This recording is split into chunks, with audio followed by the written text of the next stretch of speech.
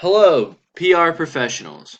My name is Connor Abajian, and today I will be analyzing an apology video in which former Wells Fargo CEO John Stumpf is apologizing to Congress for a financial misconduct committed by his bank.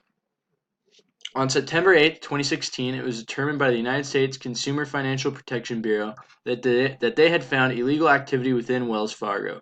The CFPB announced that Wells Fargo, which at the time was the third largest bank in America, would be fined $185 million. The fee was due to the creation of millions of fake accounts created by Wells Fargo employees and customers' names without the knowledge or approval of the customers.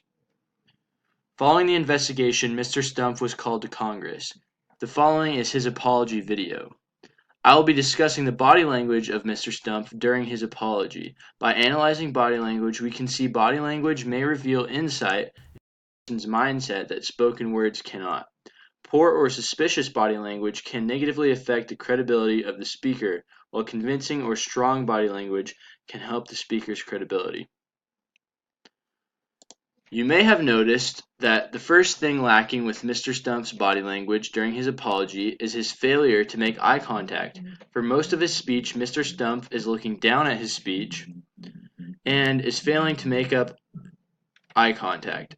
Eye contact is vital because the eyes are an important part of body language. People who are truthful and honest will attempt to maintain the correct amount of eye contact to create a rapport. Throughout his speech, Mr. Stumpf does a good job of remaining calm and showing facial expressions that radiate remorse.